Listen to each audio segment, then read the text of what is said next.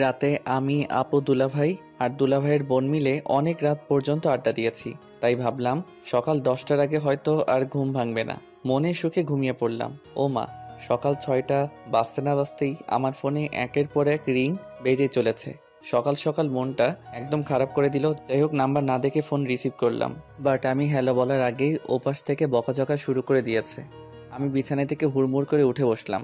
কণ্ঠটা চেনা চেনা লাগলো, তাই ফোনের স্ক্রিনের দিকে তাকিয়ে দেখি কুত্তি নামে সেভ করা। তার মানে আমার বেস্ট ফ্রেন্ড জান্নাত ফোন দিয়েছে।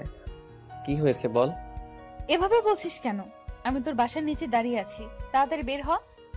পারবো না রে দোস্ত, আম্মু ডাকতেছে, বাসায় অনেক কাজ। বুঝতেই তো পারছিস, বাসায় মেহমান আসছে। তোর আম্মু তোকে ডাকতেছে। রে। আচ্ছা, তোর আম্মুর কি ডায়াবেটিক্স আছে? কেন? তোর আব্বুরও তো আছে, তাই না? কদিন পরে আমারও হবে। তো কি হইছে? আচ্ছা এটা বল, তুই এগুলো জিজ্ঞেস করছিস কেন? তোর আব্বু আম্মুকে তো আমি এখন রাস্তা দিয়ে দৌড়াতে দেখলাম, একসাথে হাঁপাতে হাঁপাতে আমাকে এটাও বলেছে, কি মা কেমন আছো? তাহলে কি আমি ভুল দেখেছি বা ভুল শুনেছি?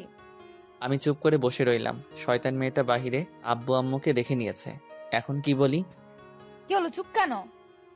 মানে হয়েছে কি? এত কিছু শুনতে চাইনি, তুই নিচে আসবি নাকি আমি উপরে আসবো? না না, তুই নিচেই থাক। আপু আসছে কালকে, আর তুই আমার সাথে যে ব্যবহার দেখাচ্ছিস, যেন মনে হয় তুই আমার বিয়ে করা বউ। আচ্ছা, তাহলে তুই আয়। ওকে, আসতেছি। 5 মিনিট দাঁড়া, আমি 10 মিনিটে রেডি হয়ে আসছি। গুনে গুনে আধা ঘন্টা পর বের হয়েছি। এতক্ষণ শুধু জানালার ফাঁকা জায়গা দিয়ে জান্নাতের অপেক্ষা করতে করতে কেমন ছটফট করছে এগুলো দেখলাম। নিচে নামতেই জান্নাত আমার শার্টের কলারটা চেপে ধরলো। আজ কেমন যেন জান্নাতকে একটু বেশি সুন্দর লাগছিল। জান্নাত এমনিতে বেশ সুন্দরী মেয়ে, আর আজকে তো রাগে লাল হয়ে গেছে, তাই আরো সুন্দর লাগছিল।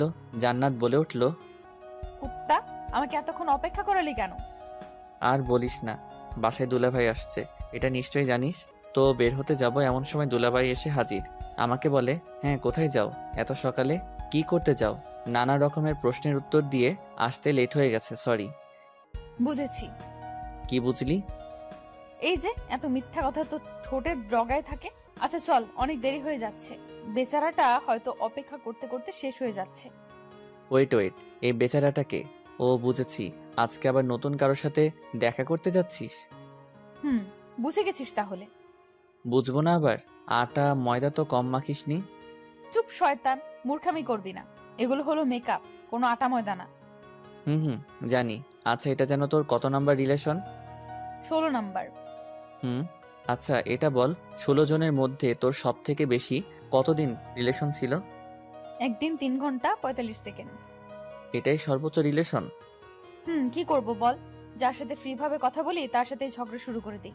অবশেষে রাগ কন্ট্রোল করতে না পেরে ব্রেকআপ করে দিই। কিন্তু দেখ, তোর আর আমার কতদিনের ফ্রেন্ডশিপ, আজ পর্যন্ত ঝগড়া হয়নি।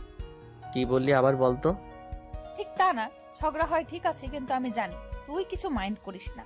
তুই ওরকম ছেলেই না। ও আচ্ছা আচ্ছা, আমি ওরকম ছেলেই না, তবে কি রকম ছেলে শুনি? এখন দেখছি আমাকে নিয়েও গবেষণা করা শুরু করে দিয়েছিস। বেশি কথা না বলে তাড়াতাড়ি পা চালা। এমনিতেই অনেক দেরি হয়ে গেছে, আজকে ফার্স্ট মিট ওর সাথে, তাই আর দেরি করা যাবে না। রেস্টুরেন্টে গিয়ে দেখি জান্নাতের সাথে দেখা করবে বলে ছেলেটা বসে আছে। ছেলেটা জান্নাতকে দেখেই হাঁ করে এক দৃষ্টিতে তাকিয়ে রয়েছে। আমি বললাম, কি ভাই, এত সুন্দরী মেয়ে আগে কখনো দেখেননি বুঝি? না ভাই, আগে এত সুন্দরী মেয়ে কখনো দেখিনি। পরি, একদম পরি। ছেলেটা জান্নাতের গুণগান করা শুরু করলো। এক কথায় ন্যাকামো যাকে বলে। ছেলেটি জান্নাতকে বলে, তোমার ঠোঁটের নিচের তিলটা অনেক সুন্দর, চোখ নাক ঠোঁট তো মাশাল্লাহ, চুলগুলো তো অনেক লম্বা লম্বা দেখা যাচ্ছে। জান্নাতের দিকে তাকাতেই দেখি এত প্রশংসা শুনে আরো বেশি করে ভাব নিচ্ছে। অবশ্য ছেলেটা ঠিকই বলেছে। এতদিন তো ভেবেছি জান্নাতের এসব কিছু শুধু আমার একারই ভালো লাগে, তবে এখন দেখছি এগুলো তো সবার নজরে। কিন্তু এসব কিছু আর সহ্য হচ্ছে না, তাই ছেলেটাকে বললাম, আরে ভাই আপনি কি একটু থামবেন? ছেলেটা চুপ হয়ে গেল। জান্নাতকে বললাম, ছেলে পছন্দ হয়নি, ওঠো এখান থেকে। কেন, কি হয়েছে? ভালোই তো আছে। মিষ্টি মিষ্টি কথা বললেই তো তোর কাছে ভালো, কিন্তু এরকম ন্যাকামো করা ছেলেদেরকে আমার একদমই পছন্দ না। তুই পছন্দ করে কি করবি? রিলেশন তো আমি করব। ও আচ্ছা, রিলেশন তুই করবি, আমার কি তাই না? তাহলে আমাকে সকাল সকাল ঘুম থেকে তুলে এখানে নিয়ে আসলি কেন? আমাকে কি তোর বডিগার্ড পাইছিস? তোর বাপে আমাকে টাকা দিয়ে রাখছে তোর দেখাশোনা করার জন্য। আরও অনেক কথা শুনিয়ে রেস্টুরেন্ট থেকে বেরিয়ে পড়লাম। বের হতেই দেখি পিছন পিছন জান্নাতও চলে আসছে। আমি আবারও বলতে লাগলাম, কি আসতেছিস কেন? যা না পিরিত কর গিয়ে। আরও কিছু বলতে যাব কিন্তু জান্নাত আমার মুখ চেপে ধরে বলল, চুপ শয়তান, অনেক কথা শুনিয়েছিস, আর না, আর একটা কথা বললে খুন করে ফেলবো এই বলে দিলাম। আমি বললাম, হাত সরা আমার মুখ থেকে, এত পারফিউম কেউ দেয় নাকি, তাও আবার হাতে? হুম, বাপের টাকা বেশি হয়েছে তাই নষ্ট করছি, তাতে তোর কি? হুম, আমি তো ফকিন্নি, আমার বাপের টাকা নাই তাই না? আচ্ছা এটা বল, আমি 16টা ছেলের সাথে দেখা করছি, সেখান থেকে তুই কয়টায় সাথে আমার ব্রেকআপ করাইছিস? আর আমি নিচ থেকে কয়টায় ব্রেকআপ করছি? 15 বার আমি ব্রেকআপ করিয়েছি ফার্স্ট মিটেই, আর একবার আমি এসেছিলাম না, তাই সেদিন তো রিলেশন হয়েছিল, কিন্তু ঝগড়া করে পরদিনই তুই ব্রেকআপ করে দিয়েছিস। তাহলে বুঝ আমার রিলেশন তুই ব্রেকআপ করিস, তারপরও কি তোকে না নিয়ে কখনো কার সাথে দেখা করেছি? আজকে তো এমনিই তোকে একটু রাগালাম। ও, আচ্ছা হুসাইন, আমার কপালে কি প্রেম নাই, নাকি প্রেমের কপাল আমার নেই, কোনটা? জানি না। ভালো ছেলে কোথায় পাবো যাকে তুই নিজে পছন্দ করে আমাকে দিবি? জানি না।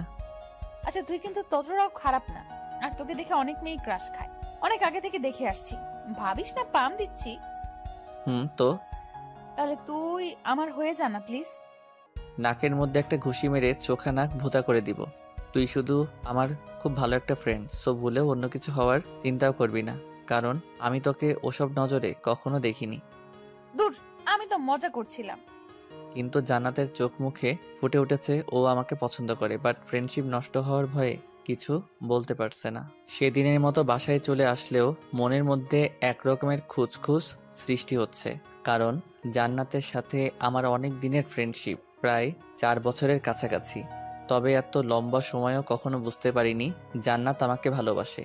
ও এত রিলেশন করতে চায় কিসের জন্য সেটা এখন বুঝতে পেরেছি। জান্নাত দেখতে চাই ও রিলেশন করলে আমি কোনো রিয়্যাক্ট করি কিনা। আমি সত্যি খুব বোকা, এতদিন পর এত বড় সত্যিটা জানতে পেরেছি। এগুলো ভাবতে ভাবতে সিঁড়ি দিয়ে উপরে উঠছিলাম, এমন সময় দুলাভাইয়ের বোন আকির সাথে ধাক্কা লাগলো। আমি খুব ভালো করেই বুঝেছি এটা হঠাৎ ধাক্কা না, আকি ইচ্ছে করে দিয়েছে।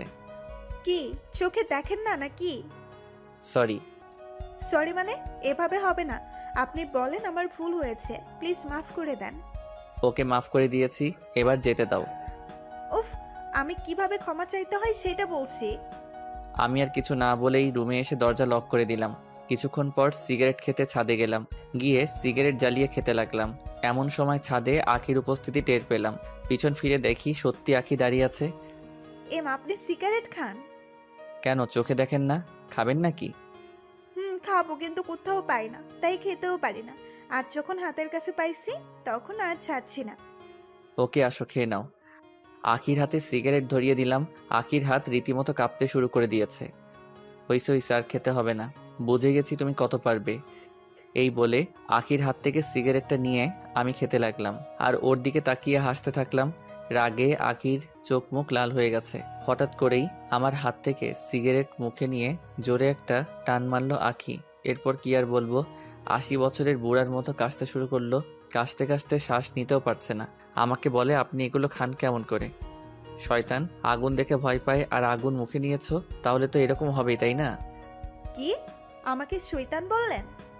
আমি কখন তোমাকে শয়তান বললাম? আপনার কথাই বুঝে নিয়েছি। ও তাই বুঝি। আমি আজকেই ভাইয়াকে বলে দেব আপনি সিগারেট খান। তোমার ভাই আমার সাথে বসে সিগারেট খায়, ওকে? আর তুমি যে একটু আগে সিগারেট টানছিলে, ওইটা আমি ভিডিও করে রেখেছি। এমনকি তুমি শুরু থেকে শেষ পর্যন্ত যা কিছু বলেছো বা করেছো সব ভিডিও করা শেষ।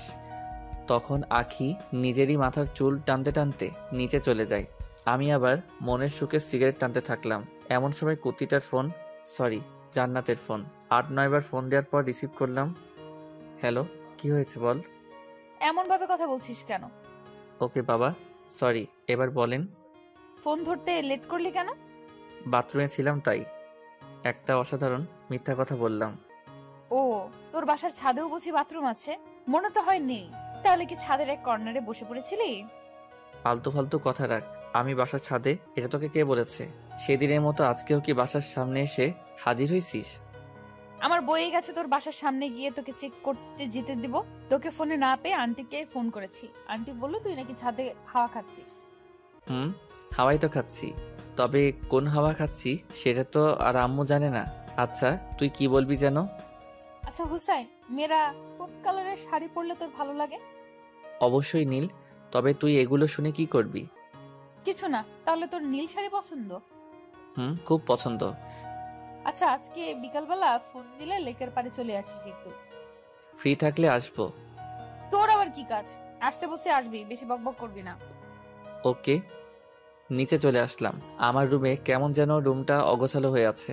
অনেক দিন হলো রুমটাকেও পরিষ্কার করিনি। আর আমি তাই আখিকে ডাক দিয়ে বললাম, আমি বাহিরে যাচ্ছি, আমার রুমটা সুন্দর করে গুছিয়ে রেখো, আমি এসে দেখব। বাহ, আপনার সাহস আছে বলতে হবে। আমার রুম আম্মুকে দিয়ে গুছাই আর আপনি আমাকে বলছেন? তাছাড়া আমি এই বাসার মেহমান, সো আমাকে এইসব বলে লাভ নেই। আমি গেলাম। ও কাজ করবে না তাহলে? না, করবো না তো। তো আমি সিগারেট খাওয়ার ভিডিওটা সবাইকে দেখিয়ে আসি। প্লিজ না না, এরকম করবেন না। ভাইয়া আমাকে একদম মেরে ফেলবে। তাহলে চুপচাপ আমি যে কাজগুলো দিয়েছি ওগুলো করতে থাকো। অসহায় অবশ একটা মেয়ে পেয়ে এইরকম অত্যাচার। চুপ, তুমি অবুঝ। তাড়াতাড়ি কাজ শেষ করো, আমি একটু পরেই আসছি। আমি চলেই যাচ্ছিলাম, এমন সময় আঁখি গুনগুন করে বলতে থাকলো, এর জন্য ছেলেদের বিশ্বাস করতে নেই। আমি ওর কথায় কান না দিয়ে বাইরে চলে আসলাম ফ্রেন্ডদের সাথে আড্ডা দিতে। তবে আমার সব ফ্রেন্ড কিছুদিন হলো সবাই খারাপ নেশায় আসক্ত হয়ে গেছে। কেউ প্রেমে ব্যর্থ হয়ে, আবার কেউ কেউ শখের বশে খেতে গিয়ে নেশায় আসক্ত হয়ে গেছে।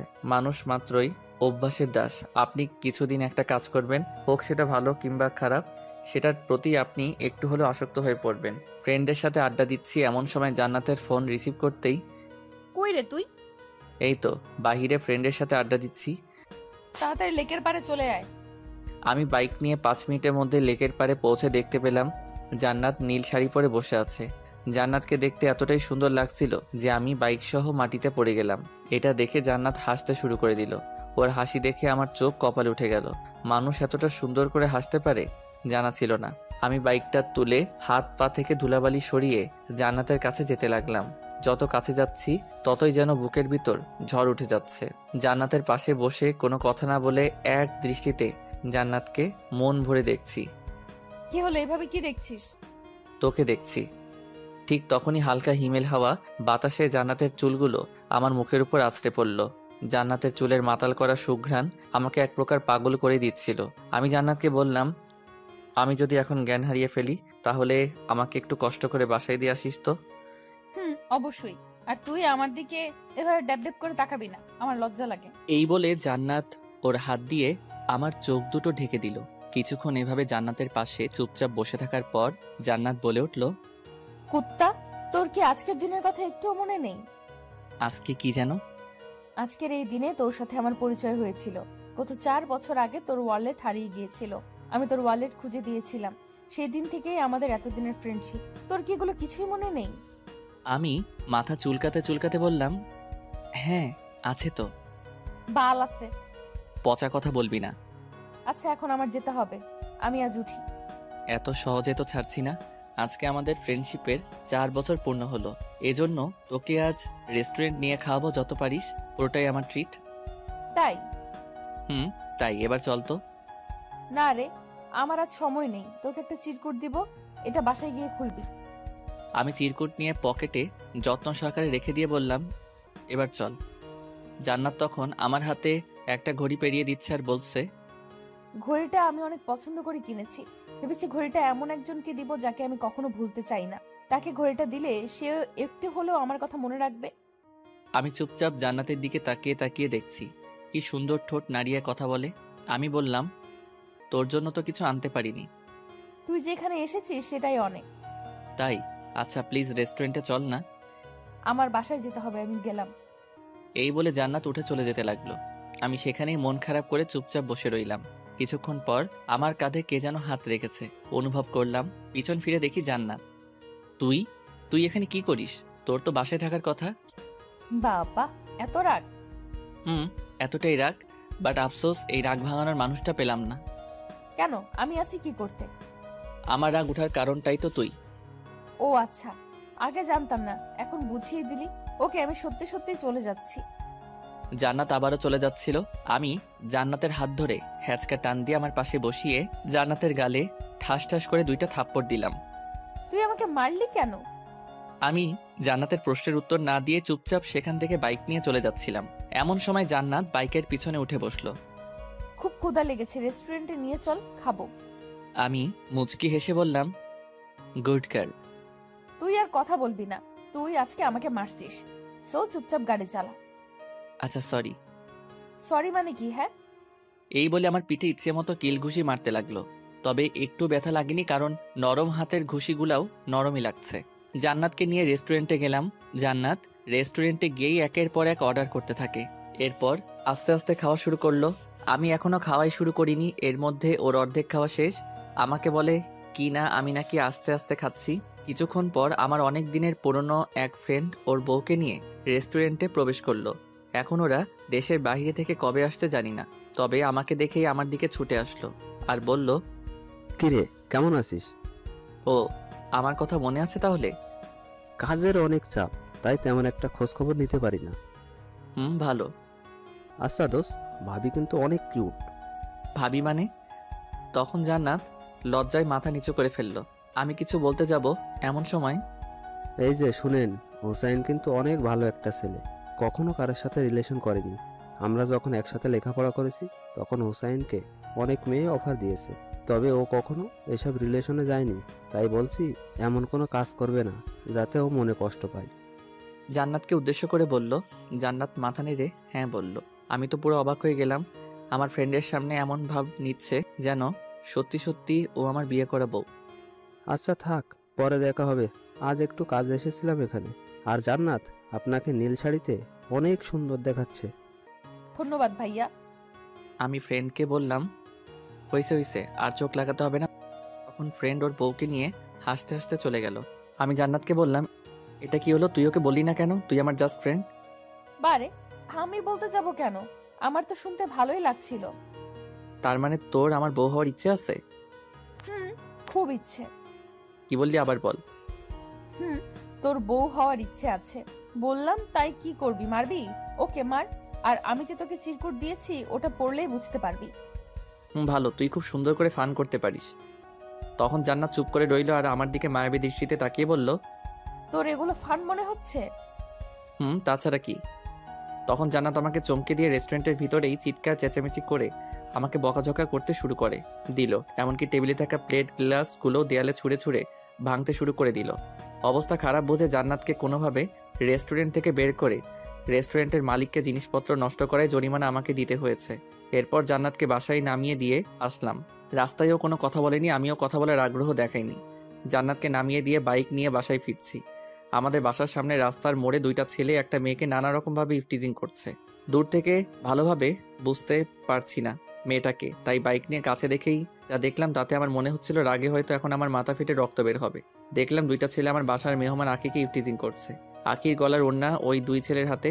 2 ছেলে আকিকে দেখছে আর জিহ্বা নাড়িয়ে তাদের ঠোঁট ভেজাচ্ছে। ওদের চোখে মুখে শয়তানের চাপ ভেসে উঠেছে।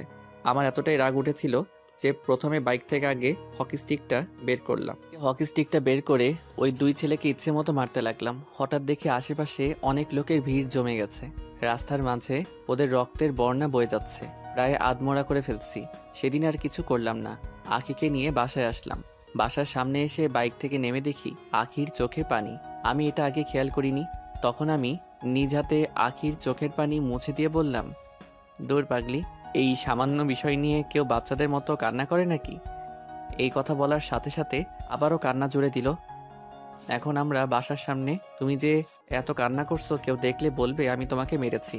প্লিজ কান্নাটা থামাও, কিছুই তো হয়নি, আমি তো আছি তাই না? হুম, চোখের পানি মুছে ফেলো। আপনি মুছে দেন। কি আর করার, আমি সবকিছু ঠিকঠাক করে আখিকে নিয়ে বাসায় ঢুকলাম। বাসায় ঢুকতে আপুর সাথে দেখা। কই গিয়েছিলি হুসাইন? এই তো একটু বাহিরেই। ও আচ্ছা, শোন, এখন আর বাহিরে যাওয়ার দরকার নেই। কেন, কি হয়েছে? শুনলাম বাহিরে নাকি একটা ছেলে একাই 2জন ছেলেকে এমন মারছে যে তাদেরকে আমাদের এই হসপিটালে রাখিনি, অন্য জায়গাতে নিয়ে যেতে হয়েছে। ও আচ্ছা তাই। কি বদমাইশ ছেলে রে বাবা, একাই দুজনকে মেরে হসপিটালে পাঠিয়ে দিয়েছে। এই কথা শুনে আখি উহু করে হেসে ফেলল। আপু আখিকে বলল, কি হয়েছে, তুমি হাসলে কেন? কিছু না, এমনি। আপু, আর আমার তো রক্ত দেখলেই ভয় লাগে। কি, তোর রক্ত দেখলে ভয় লাগে? খুব ভয় করে। শয়তান, তুই তো প্রাইমারি স্কুলে পড়াকালীন অনেকেরই নাক ফাটিয়েছিস, আর বড় হয়ে কি কি করেছিস সেগুলো আর বললাম না, আখি আছে এখানে তাই। ভালো। আর তোমার কাছে এগুলো কে শুনতে চেয়েছে? এই বলে আমি রুমে চলে আসলাম। তবে আজ আমার রুম আমার নিজের কাছে অচেনা অচেনা লাগতেছে, কারণ আখিকে রুম গোছাতে বলেছিলাম, জানি গোছাবে, কিন্তু এত সুন্দর করে গোছাবে কে জানে। এত সুন্দর রুম দেখে বিছানায় ধপাস করে শুয়ে পড়লাম। ক্লান্ত থাকার কারণে বিছানাতে শুতেই ঘুমিয়ে পড়লাম। সন্ধ্যার আগ মুহূর্তে সূর্য যখন লাল রং আকার ধারণ করে, তখন আমার ছাদে গিয়ে সিগারেট খেতে খুব ভালো লাগে। ও আর হ্যাঁ, আরেক সময় আছে যে সময়টা আমি ছাদে বসে বসে পার করে দেই অনেকটা সময়, সেটা হলো পূর্ণিমার রাতে। চাঁদের সৌন্দর্য দেখতে দেখতে সিগারেট খেয়ে পার করে দিই অনেকটা সময়। প্রতিদিনের মতো আজ সন্ধ্যায় ছাদে যাব, তবে ঘুম থেকে উঠে সিগারেটের প্যাকটা খুঁজে পাচ্ছি না। রুম গুছিয়ে আকি সিগারেটগুলো কই যে রাখছে কে জানে। আমার অনেক রাগ আর অনেক সাহসী মানসিকতাও আছে, তবে আমার কোনো জিনিস কেউ না বলে নিলে, সেটা আর ফেরত আনতে না পারলে, বা কোনো জিনিস অনেক খোঁজাখুঁজি করার পরও যদি না পাই, তাহলে রাগে এক প্রকার কান্না করে দেই। তো অনেক খোঁজাখুঁজির পর আমার বিছানার পাশের টেবিলে কেমন যেন অনেকগুলো জিনিস একসাথে প্যাক করে রাখা। প্যাকিংটা খুলতেই আমার 5 মিনিট লাগছে। ওইটার ভিতরে দেখতে পেলাম সিগারেট রাখা। উফ, তখন আমার মনে আনন্দের অনুভূতি সৃষ্টি হলো। আমি দ্রুত গতিতে সিগারেট খুঁজতে লাগলাম, তবে 7-8টা প্যাক ছিল, কোনোটাতেও একটা সিগারেটও পেলাম না। সব খালি করে রেখে দিয়েছে বদমাইশটা। প্যাকটার কাছে একটা চিরকুট পেলাম, যেটাতে লেখা, সিগারেট এমন এক জিনিস যার গায়ে তার বদনাম লেখা থাকে, তাই এগুলো খাওয়া ছেড়ে দিন। জানি এত সহজে ছাড়বেন না, তাই সিগারেটগুলো ফেলে দিয়ে খালি প্যাক রেখে দিয়েছি। উফ, এখন কেমনটা লাগে আখিকে পরে দেখে নিব। বিছানার নিচে আলাদাভাবে সিগারেট থাকে, সেখান থেকে সিগারেট নিয়ে ছাদে চলে আসলাম। ছাদে গিয়ে সিগারেট খেতে খেতে ভাবলাম, অনেকক্ষণ তো হয়ে গেল, এখনো পর্যন্ত জান্নাতের ফোন আসেনি, কি হয়েছে। তাই আমি নিজেই জান্নাতকে ফোন দিলাম। ফোন দিতেই রিসিভ করে ওপাশ থেকে মহিলা কণ্ঠী কেউ একজন বলে উঠল, কাকে চাই? আমি বুঝে ফেললাম এটা জান্নাতের আম্মু, মানে আন্টি ফোন রিসিভ করেছে। তবে জান্নাতের ফোন তো আন্টির কাছে থাকার কথা না। যাই হোক, আন্টিকে বললাম, আমি হুসাইন, জান্নাত কোথায়? ওহ বাবা, তুমি? হুম। জান্নাত কোথা থেকে যেন এসে রাগের মাথায় আমার ঘুমের ওষুধ খেয়ে ঘুমিয়ে পড়েছে, এখনো পর্যন্ত ওঠার নামই নেই। মানে কি, ও ওইসব খেয়েছে কেন? সেটা জানার জন্যই তো তোমাকে ফোন দিব ভেবেছি, তবে জান্নাতের ফোনের কিছু বুঝি না, তাই অনেক চেষ্টা করার পরও ফোন দিতে পারছি না। এরপর তুমিই ফোন দিলে। ও আচ্ছা, জান্নাতের এখন কি অবস্থা? আমি কি আসবো? না থাক, 2টা ঘুমের ওষুধ খেয়েছে, সমস্যা নেই, একটু পরেই ঘুম ভেঙে যাবে, তুমি চিন্তা করো না। আচ্ছা আন্টি, ওর ঘুম ভাঙলে আমাকে ফোন দিতে বলবেন। ওকে। ফোন রেখে ভাবতে লাগলাম, জান্নাত হয়তো আমাকে অনেক দিন থেকেই ভালোবাসতো, তবে কখনো বলেনি। তাই আমি আমাদের ফ্রেন্ডশিপ শেষ করে দিব, মানে জান্নাতের সাথে রিলেশনে যাব। সিগারেট শেষ করে নিচে চলে আসলাম। রাতে খাবার খেয়ে বিছানায় শুয়ে শুয়ে ফেসবুক চালাচ্ছি। এমন সময় আমার দরজায় কে যেন নক করলো। আমি বললাম, দরজা খোলা আছে, ভিতরে আসতে পারেন। দরজা খুলে আখি রুমে প্রবেশ করলো। আখির হাত দুটো পিছনে, আমার সামনে এসে বলল, আচ্ছা, আপনাকে কিছু কথা বলবো, আপনার কি শোনার মতো টাইম হবে? অবশ্যই, আপনি বলেন। আপনাকে আমার প্রথম দেখাতেই ভালো লেগেছিল, এরপর ধীরে ধীরে আপনার প্রেমে পড়ে গিয়েছি। এখন সবসময় আপনার কথাই ভাবি। সত্যি বলতে আপনাকে আমি প্রচুর ভালোবেসে ফেলেছি। দেখো আখি, এটা কখনোই সম্ভব না। এত কিছু জানি না, আপনাকে ভালোবাসি এটাই জানি। এই বলে হাত বাড়িয়ে ফুল দিল। আমি ফুলটা নিয়েছি, কারণ হলো ফুল তো কোনো দোষ করেনি। আখি হাসতে হাসতে আমার রুম থেকে চলে গেল। ঠিক তখন মনে পড়ল, জান্নাত আমাকে একটা চিরকুট দিয়েছিল, ওইটা প্যান্টের পকেটে রেখেছি। পকেট থেকে চিরকুটটা বের করে পড়তে শুরু করলাম। চিরকুটটা ছিল এমন, দেখ হুসাইন, আমি তোকে অনেকদিন থেকেই ভালোবাসি। যদিও তোর কাছে এটা শুধুমাত্র ফ্রেন্ডশিপ, তবে আমার কাছে না, কারণ আমি তোকে ভালোবাসি, আর ভালোবাসি বলেই তোকে দেখিয়ে রিলেশন করতে চেয়েছি, যাতে তুই আমার প্রতি একটু সিরিয়াস হবি, এটা ভেবে। তোকে ভালোবাসি এটা অনেকদিন থেকেই বুকের মধ্যে চেপে রেখেছি, তবে আর পারছি না। বিশ্বাস কর, তোকে 1 মিনিটের জন্য আমার ভাবনা থেকে সরাতে পারি না। খুব ভালোবাসি রে তোকে, আর তোকে না পেলে আমি কি করব নিজেও জানি না। আরও অনেক কিছু লেখা ছিল। এখন আমি তো পড়ে গেলাম বিপদে। 2 নৌকার এক মাঝি কখনো হয় না। হতো যদি আমি প্লে বয় হতাম, বাট আমি অমন না। কি করব কিছু বুঝতে পারছি না, মাথায় কাজ করছে না। অনেকটা সময় চলে গেল, এখনো পর্যন্ত জান্নাতের কোনো ফোন পেলাম না। এখন রাত 4টা বাজে, আর ভালো লাগছে না, তাই বাইক নিয়ে বেরিয়ে পড়লাম জান্নাতের বাসার উদ্দেশ্যে। 10 মিনিটে পৌঁছেও গেলাম। জান্নাতের বাসার সামনে দাঁড়িয়ে জান্নাতকে ফোন করতে থাকলাম। 10-12 বার ফোন দেওয়ার পর জান্নাত ফোন রিসিভ করলো। হ্যালো। কি হয়েছে বলেন? আমার কিছু হয়নি, কিন্তু তোর কি হয়েছে? তুই নাকি ঘুমের ওষুধ খাইছিস।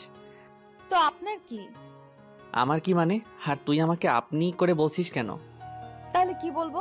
আচ্ছা দেখেন, আমার আপনার সাথে কথা বলতে ভালো লাগছে না, সো বাই। ভালোভাবে কথা বলছি, ভালো লাগে না? নিচে নাম, কথা আছে। পারবো না। এই বলে ফোন রেখে দিল। হঠাৎ জান্নাতের এতটা চেঞ্জ আমার কেমন যেন সহ্য হচ্ছিল না, তাই ওদের বাসার ভিতরে গেলাম। দরজা নক করতেই আন্টি দরজা খুলে দিল। বাবা তুমি আসো, ভিতরে আসো। আমি ভিতরে প্রবেশ করলাম। আচ্ছা হুসাইন, জান্নাত কাউকে কি ভালোবাসে বা প্রেমে ব্যর্থ হয়েছে? তুমি তো ওর বিষয়ে সব জানো। আরে না, তেমন কিছু না। জানোই তো, মেয়েটা আমার অনেক জেদি। ওর বাবা তো ব্যবসার কাজে বাইরে গিয়েছে, তাই জান্নাতকে নিয়ে আমার অনেক চিন্তা হয়। কখন যে কি করে বসে পাগলি মেয়েটা। আপনি চিন্তা করেন না, আমি আছি তো। হুম। জান্নাত কোথায়? ও তো উপরে ওর রুমেই। আমি উপরে গিয়ে জান্নাতের দরজাতে নক করলাম, বাট কোনো সাড়া শব্দ পেলাম না। আমার ডাকাডাকিতে আন্টিও নিচ থেকে চলে এলো। আন্টিও অনেক ডাকাডাকি করলো, কিন্তু কোনো কাজ হলো না। জান্নাত কিছুতেই দরজা খুলছে না। রাগ থাকা ভালো, কিন্তু এতটা রাগ মোটেও ভালো না। আমি সেখান থেকে মন খারাপ করে বাসায় চলে আসলাম। বাসায় এসে নিজেকে পাগল পাগল লাগতেছিল। আমি এজন্য আমার লাইফে কারোর সাথে রিলেশন করিনি, কারণ আমি জানি রিলেশনে সুখের চেয়ে দুঃখের পরিমাণটাই বেশি হয়। কেউ যদি জাস্ট একবার মন থেকে 3-4 বছর রিলেশন করে, সেই প্রেমে ব্যর্থ হয়, তাহলে তারা জীবনটা নষ্ট করতে 1 মিনিটও ভাবে না। ছোটবেলা থেকে যেই ভয়টা পেয়ে এসেছি, আজ সেটাই হলো আমার সাথে। কারণ আমি জান্নাতকে ভালোবেসে ফেলেছি। কোনো এক কবির কথা, একটা ছেলে মেয়ে কখনো ভালো বন্ধু হতে পারে না, কোনো না কোনো সময় প্রেমে পড়বেই। আমি জানি না কথাটা কতটুকু সত্যি, কিন্তু আমি জান্নাতকে অসম্ভব ভালোবেসে ফেলেছি, এইটুকু বলতে পারি। রাত প্রায় 10টা বাজলো বলে আমার মনটা ভীষণ খারাপ, তাই এক হাতে গিটার, অন্য হাতে সিগারেটের প্যাক নিয়ে ছাদে চলে আসলাম। আমি গিটারিস্ট, গিটার বাজাতে ভালোবাসি। প্রায় সময় ফেসবুক লাইভে আসি, কারণ আমার গিটার বাজানো অনেকেরই পছন্দ। এই গিটার বাজিয়ে ফেসবুকে কত মেয়ের প্রপোজ পেয়েছি হিসাব নেই। কিন্তু সত্যি বলতে, ভালোবাসায় বিশ্বাস না করা আমি আজ কারো ভালোবাসার অভাবে ভুগছি। যাই হোক, আজকে আর লাইভে গেলাম না। আমাদের ছাদ থেকে চাঁদটা খুব সুন্দর দেখা যায়, তাই গিটার বাজিয়ে সিগারেট খাচ্ছি। এমন সময় ছাদে আঁখি আসলো, তখন মাথাটা পুরো গরম হয়ে গেল। এমনিতেই মন ভালো না, এখন এসে ন্যাকামো করবে, বলবে সিগারেট খেও না, এই কইরো না, ওই কইরো না, বিরক্তিকর। মেহমান বলে কিছু বলতেও পারি না, দাঁত কামড়ে রাগটা আটকে রাখি। আঁখি এসে ঠিক আমার সামনে বসলো। চাঁদটা ঢেকে দিয়ে, সামনে থেকে সরে বসো, চাঁদ দেখতে দাও। চাঁদ দেখতে হবে না, এখন থেকে আমিই তোমার চাঁদ। তখন আঁখি আবারও বলল, আমি থাকতে তোমার কোনো চিন্তাই নেই। তুমি একবার পড়ো, 1000 বার পড়ো, আমি তোমাকে তুলে নেব। এখন আপনারাই বলেন, এরকম ন্যাকামো কি সহ্য করা যায়? এমনিতেই অনেক ডিপ্রেশনের মাঝে আছি। যদি এতই ভালোবাসতে, তাহলে পড়তেই দিতে না। হয়েছে হয়েছে, ন্যাকামো রাখো আর আমার সামনে থেকে সরে বসো। না শুনলে কি করবে? কি করব শুনবা? বলো। তোমাকে ছাদ থেকে ধাক্কা দিয়ে নিচে ফেলে দিব। কি বিশ্বাস হয় না? এই বলে আমি চেয়ারে একটু নড়ে চড়ে বসলাম। আঁখি ভয় পেয়ে হুড়মুড় করে সেখান থেকে উঠে অন্য জায়গাতে চলে গেল। আঁখি দূর থেকে বলল, আপনি এমন কেন? কেমন? খুব পচা আপনি, শুধু শুধু ভয় দেখালেন। শুধু শুধু না, কাছে আসলেই বুঝবা। শুধু শুধু নাকি সত্যি সত্যি? আঁখি আর কিছু না বলে নিচে চলে গেল। বেচারিটা হয়তো অনেক ভয় পেয়েছে। আঁখি চলে যাওয়ার পর আবারও সেই ডিপ্রেশন মোডে চলে গেলাম, তাই নিচে রুমে চলে আসলাম। কিন্তু কিছু ভালো লাগছে না। আমার এক ফ্রেন্ড বলেছিল ও নাকি কি যেন এক নেশা করে, যেটা একবার খেলে নাকি অনেক সময়ের জন্য সব কষ্ট ভুলে থাকা যায়। জীবনের প্রথমবার নেশার জগতে পা রাখতেছি। সেই ফ্রেন্ডকে ফোন দিয়ে বুঝিয়ে বললাম, ওগুলা আছে? আছে। কেন? খাবো। ওকে ব্রাদার, চলে আয়। আম্মুর হাজারটা বারণ থাকা সত্ত্বেও বাইক নিয়ে বেরিয়ে পড়লাম। কারো কথা শুনলাম না। আম্মু অনেক বললো, এত রাতে বাইক নিয়ে বের হইস না বাবা, বিপদ হতে পারে। আমি আম্মুকে জড়িয়ে ধরে বললাম, কিছু হবে না, তোমার দোয়া আমার সাথে আছে তো, তাই না? এই বলে বাইক নিয়ে বেরিয়ে পড়লাম। রাস্তায় তেমন একটা গাড়ি নেই, 2-1 মিনিট পর পর মালবাহী ট্রাক যাচ্ছে, তাই বাইকের স্পিড 100-র নিচে আসতেই দেইনি। হঠাৎ করে কেমন যেন মাথা ঘুরে গেল, চোখে অন্ধকার দেখলাম, তাই বাইকের কন্ট্রোল হারিয়ে এক মালবাহী ট্রাকের নিচে চলে গেলাম। তারপর আমাকে সেখানে থাকা লোকগুলো হসপিটালে নিয়ে গিয়েছে। আমার অবস্থা খুব খারাপ, শরীর থেকে প্রচুর রক্তক্ষরণ হয়েছে। আমার বাসার লোকজনকে ফোন করে ডাকা হলো, সবাই কান্নায় ভেঙে পড়ল। বাবা মায়ের একমাত্র ছেলে, বুঝতেই তো পারছেন। হসপিটাল থেকে আমায় মৃত ঘোষণা করার পর আমাকে মর্গে পাঠিয়ে দেওয়া হয়। এগুলো কিন্তু সুস্থ হওয়ার পরে জানতে পেরেছি। আমাকে মর্গে রাখা হলো। সেদিন হসপিটালে কোনো এক অকেশন চলছিল, মানে অনুষ্ঠান, তাই আমার পোস্টমর্টেম সেদিন করা হয়নি, কাল করবে বলে জানিয়েছে। হঠাৎ করে আমার জ্ঞান ফিরে, তখন আমি মর্গে লাশ রাখার রুমেই। ডাক্তারের ভুলের কারণে আমাকে মৃত ঘোষণা করা হয়েছে। তাছাড়া সায়েন্সে এমনও ব্যাখ্যা আছে যে রোগীর রেসপন্স দুর্বল থাকার কারণে ডাক্তারদের বুঝতে সমস্যা হয়। আমার সাথে হয়তো সেটাই হয়েছে। যাই হোক, জ্ঞান ফিরে পাবার পরে আমি বুঝতেই পারছি না আমি কোথায় আছি। সাধারণত মর্গে অনেক ঠান্ডা, ফ্রিজের মতো, যাতে লাশ পচে গলে না যায়। আমার খুব ঠান্ডা লাগছে, কারণ আমার শরীরে পাতলা সাদা চাদরের মতো কাপড়টা ছাড়া আর কিছু নেই। আমি অন্ধকারে দরজা খুঁজে ধাক্কালাম, কাজ হলো না, বাহিরে থেকে লক করা। আর সেদিন হসপিটালে অকেশন থাকার ফলে গার্ডরা সব ওখানেই, কিন্তু আমি ঠান্ডায় একদম জমে যাচ্ছি। রুমটা পুরো অন্ধকার, কিছু দেখতে পাচ্ছি না। এই রুমেই অনেক লাশ রাখা আছে। আমি তাদের শরীরের চাদরের মতো কাপড়গুলো একসাথে করে আমার গায়ে জড়িয়ে নিলাম। তবে আমি তখনও বুঝিনি এটা কিসের কাপড়, হাতের কাছে যা পেয়েছি তাই কুড়িয়ে নিয়েছি। তখনও আমার মাথায় জান্নাতের কথা ঘুরপাক খাচ্ছে, আর ভাবছি কখন যে সকাল হবে। এরকম আর বেশিক্ষণ থাকলে এবার সত্যি সত্যি মরে যাব। মরে যাব। মর্গে অসহায়ের মতো ঠান্ডায় কাঁপতে কাঁপতে আবারও জ্ঞান হারিয়ে ফেললাম। সকালের আগেই জ্ঞান ফিরে পেলাম। মর্গের উপরে ছোট জানালা দিয়ে দিনের আলো দেখা যাচ্ছে। আলো দেখে আমার দেহে যেন প্রাণ ফিরে পেলাম। কিছুক্ষণ পর মর্গের এক গার্ড এসে দরজাটা খুলতেই আমি উঠে দাঁড়িয়ে তার দিকে ছুটে যাই। এটা দেখে সেই গার্ডটা ভয় পেয়ে দরজাটা আবারও লাগিয়ে দিয়ে দৌড়ে চলে যায়। ভয় পাওয়ারই কথা, কারণ মর্গে কখনো জীবন্ত মানুষ থাকে না। সো সেই গার্ডটা হসপিটালের ডাক্তার সহ আরও কিছু মানুষ নিয়ে এসে দরজাটা খুলতেই আমি আবারও দৌড়ে তাদের দিকে ছুটে গেলাম। সারা রাত অনেক ঠান্ডার মধ্যে ছিলাম, তাই গলা দিয়ে কোনো শব্দ বের হচ্ছিল না। এক ডাক্তার সবকিছু বুঝতে পেরে আমাকে তাড়াতাড়ি করে ইমার্জেন্সিতে নিয়ে গেল। সব ট্রিটমেন্ট শেষ করে আমাকে হসপিটালের এক রুমে রাখা হলো কিছুদিনের জন্য। ডাক্তার বলেছে এখানে কিছুদিন থাকলে পুরোপুরি সুস্থ হয়ে উঠবে। আব্বু ডাক্তারদের নামে পুলিশ কেস করতে চাইলে, থাক না, আমার ছেলেকে ফিরে পেয়েছি, এটাই অনেক, আমি আর কিছু চাই না।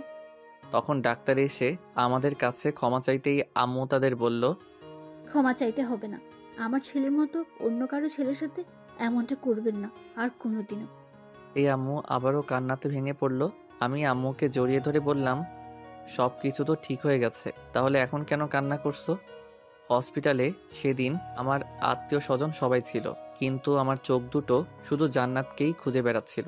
কিন্তু সেদিন এক নজর জান্নাতকে দেখার জন্য পাগলের মতো এদিক ওদিক তাকাতাকি করতে থাকি, কিন্তু জান্নাতকে কোথাও দেখতে পেলাম না। তখন সবার সামনে হেসে দিয়েছিলাম। হাসিটা কষ্টের ছিল, এটা আর কেউ না বুঝতে পারলেও আমার পাশে বসে থাকা আখি বুঝে নিয়েছিল। সব ঠিক হয়ে যাবে। সব তো ঠিকই আছে। না, সব ঠিক নেই। আচ্ছা, কি ঠিক নেই? খুব ভালো করেই বুঝতে পেরেছি, আপনার চোখ দুটো শুধু জান্নাতকেই খুঁজে চলছে। তোমাকে জান্নাতের ব্যাপারে কে বলছে? আপনার রুম থেকে জান্নাতের দেওয়া চিরকুটটা পড়ে সব বুঝেছি। আপনাদের মাঝে কি হয়েছে আমি জানি না, তবে চিন্তা করবেন না, সব ঠিক হয়ে যাবে। সব ঠিক হলে তুমি কেমন করবে? তুমিও তো আমাকে ভালোবাসো, নাকি সেদিন মিথ্যা বলেছিলে? আমার ভালোবাসা মিথ্যা নয়। আমি জানি জোর করে কারো ভালোবাসা পাওয়া যায় না। আপনার মনে আমার জন্য কোনো জায়গা নেই। আপনি আপনার সবটা দিয়ে জান্নাতকে ভালোবেসে ফেলেছেন, সব বুঝি। তুমি এত কিছু বুঝলে কেমন করে? মেয়েদের অনেক কিছু বোঝার ক্ষমতা থাকে, সে আপনি বুঝবেন না। জি না, মেয়েরা অনেক কিছু বুঝতে পারে কিনা সেটা জানি না, তবে মেয়েদের কোনো কিছু কেউ বুঝতে পারে না। যেমন আমি। জান্নাত কেন এমন করছে কিছুই বুঝতে পারছি না।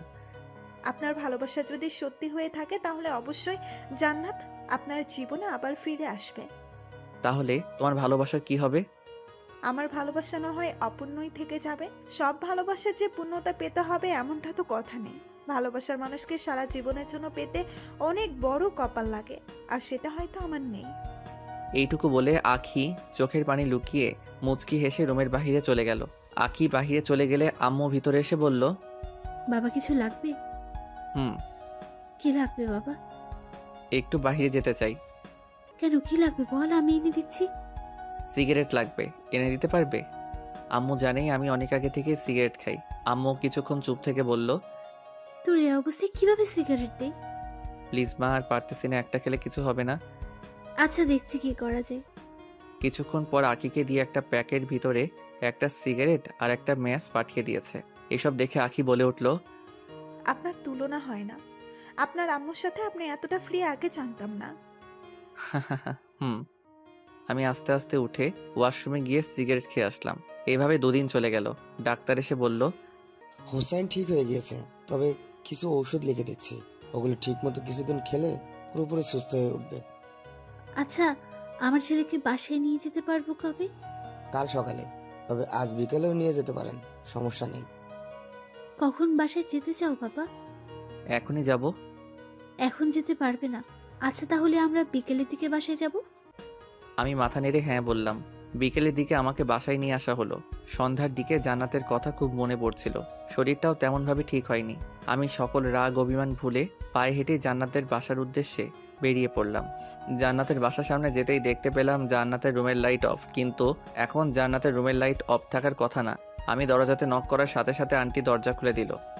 তুমি অসুস্থ তো এত কষ্ট করে এখানে আসার কি দরকার ছিল? হসপিটালে আমাকে সবাই দেখতে এসেছিল, আপনিও ছিলেন, কিন্তু জান্নাত আসেনি কেন? ওর কি কোনো সমস্যা হয়েছে? আন্টির মুখের দিকে তাকিয়ে লক্ষ্য করলাম আন্টি কোনো কিছু আমার কাছ থেকে লুকাচ্ছে। না বাবা, তেমন কিছু না। আন্টি আমাকে নিয়ে জান্নাতের রুমে গেল। আন্টি লাইট অন করতে দেখতে পেলাম জান্নাত ঘুমাচ্ছে। তবে এটা সে আগের জান্নাত না, অনেক শুকিয়ে গিয়েছে। চোখের নিচে কালো কালো ছাপ পড়ে গিয়েছে। আমি জান্নাতের পাশে বসে জান্নাতের মাথায় হাত রাখতেই ওর ঘুম ভেঙে গেল। জান্নাত বিছানায় উঠে বসে আমাকে বলল, কেমন আছিস? ভালো। তবে তোর এই অবস্থা কেন? এমনি, ও কিছু না, বাদ দে। আচ্ছা তোকে একটা কথা বলার ছিল। বল। 2 দিন পর আমার বিয়ে, সো আমার বিয়েতে তোকে কিন্তু আসতেই হবে। আমার মাথায় যেন আকাশ ভেঙে পড়ল। ডাক্তার বলেছিল আমি যেন কোনো কিছু চাপ না নেই। আমি নিজেকে সামলে নিয়ে বললাম, এটা কবে ঠিক হলো? কিছুই তো জানলাম না। আমাকে না জানিয়ে বিয়ে ঠিক করে ফেলেছিস। আজ আমি না আসলে হয়তো আমাকে ছাড়াই বিয়েটা করে ফেলতি। আব্বুর ফ্রেন্ডের ছেলের সাথে হুট করে আমার বিয়ে ঠিক করে ফেলেছে, আমি বুঝতেও পারিনি। ও আচ্ছা, সমস্যা নেই, ওকে আমি অবশ্যই তোর বিয়েতে আসবো। আর কিছু বলতে পারলাম না। কখন যে আমার চোখের কোণে পানি জমে গিয়েছে বুঝতেই পারিনি। তাই সেখানে আর বেশিক্ষণ থাকলাম না, বাসায় চলে আসলাম। রাস্তা দিয়ে হেঁটে হেঁটে আসার সময় আমার চোখ দিয়ে অঝরে পানি ঝরছে। বাসায় এসে নিজেকে সান্ত্বনা দিয়ে ভাবলাম, যদি আমার ভালোবাসা সত্যি হয়ে থাকে তাহলে অবশ্যই জান্নাত আমার কাছে ফিরে আসবে। কিন্তু বারবার মনে হচ্ছে আমি জান্নাতকে হারিয়ে ফেলছি। তবে আমার বিশ্বাস জান্নাত আমার আর আমার কাছেই ফিরে আসবে। দেখতে দেখতে 2 দিন চলে যায়। কাল জান্নাতের বিয়ে। রুমেই শুয়ে আছি, এমন সময় এক ফ্রেন্ডের ফোন আসলো। রিসিভ করতে ফ্রেন্ড বলল, কিরে হোসাইন, কই তুই? কেন, কি হয়েছে? আজ জান্নাতের বিয়ে, জানিস না? জানি তো, কি হয়েছে? তো কি হয়েছে মানে? তুই যাকে নিয়ে স্বপ্ন দেখতি আর আমাদেরকে তোরা জান্নাতের গল্প শোনাইতি, আজ তার বিয়ে হয়ে যাচ্ছে, অথচ তোর কোনো চিন্তাই নেই। বাদ দে তো, আমার জাস্ট ফ্রেন্ড ছিল। বোকা ভাবিস না, সব জানি। তুই বাসা থেকে বের হ, আমি সব রেডি করে রাখছি। মানে কি রেডি করে রাখছস? জান্নাতকে উঠিয়ে নিয়ে আসবো। না থাকলে, আর জান্নাত আমার সাথে কখনো আসবে না। আসবে না মানে? অজ্ঞান করে নিয়ে আসবো? ভাব নেওয়ার জায়গা পায় না মেয়েটা। আচ্ছা বাদ দে তো এসব, এখন রাখছি। এই বলে আমি ফোন রেখে দিলাম। এমন সময় আম্মু রুমে আসলো। কি হয়েছে? কই কিছু না তো। তাহলে তোর চোখ বেয়ে পানি পড়ছে কেন? ও খেয়ালই করিনি, হয়তো চোখে কিছু ঢুকেছে। দরজার পাশে দাঁড়িয়ে সব শুনেছি। তুই অনেক বড় হয়ে গেছিস। ছোটবেলায় তো পিঁপড়ের কামড় খেয়ে আমার কাছে এসে কান্না করতি, আর এখন এত বড় মাপের কষ্ট লুকিয়ে আমার সাথে দিব্যি হেসে হেসে কথা বলছিস। তখন আর নিজেকে আটকে রাখতে পারলাম না। আম্মুকে জড়িয়ে ধরে কান্নার সুরে বললাম, মা, জান্নাতকে খুব ভালোবেসে ফেলেছি, হয়তোবা নিজের থেকেও বেশি। তো চিন্তা কিসের? তোর ফ্রেন্ডের সাথে গিয়ে উঠিয়ে নিয়ে আয়, পরে যা হবে আমি বুঝবো। তবে তোর কষ্ট দেখতে রাখছি না। জান্নাত যদি জাস্ট একবার বলতো যে আমাকে ও এখনো ভালোবাসে, তাহলে জান্নাতকে আমার কাছ থেকে কেউ আলাদা করতে পারতো না। বাট ও তো এখন আমাকে সহ্যই করতে পারে না, তাই যা হবার হবে। সব ভাগ্যের উপর ছেড়ে দিয়েছি। তাহলে এখন কি করবি?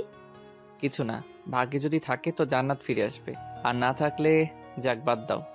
সে তুই যা ভালো বুঝিস কর, তবে এভাবে মনমরা হয়ে বসে থাকবি না, আমার খারাপ লাগে। ওকে। আম্মু চলে গেলে আবার আঁকি ভিতরে আসতে চাইলে আমি বললাম, বাহিরে আর কেউ আছে? না। আচ্ছা, এখানে কি ইন্টারভিউ চলছে নাকি যে একের পর এক আসছো? এভাবে বলছেন কেন? আচ্ছা চলে যাচ্ছি। না, কি বলবে বলে যাও। আজ আমি আমাদের বাসায় চলে যাচ্ছি, তাই বলতে আসছিলাম। এতক্ষণ আপনি আপনার আম্মুর সাথে কথা বললেন, তাই ভেতরে আসিনি। আঁকির কথা শুনে কিছুক্ষণ চুপচাপ বসে রইলাম, তারপর বললাম, আজকেই কেন যেতে হবে? আসতে তো অনেক দিন হলো। বাসা থেকে আম্মু ফোন দিয়েছিল, বললো বাসায় চলে আসতে। আজ তো যেতে পারবে না।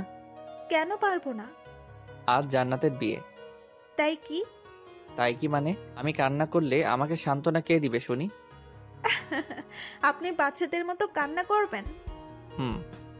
ওকে, তাহলে আপনার কান্না দেখতে আজ না হয় হেঁকে যাই, কি বলেন? থ্যাঙ্কস।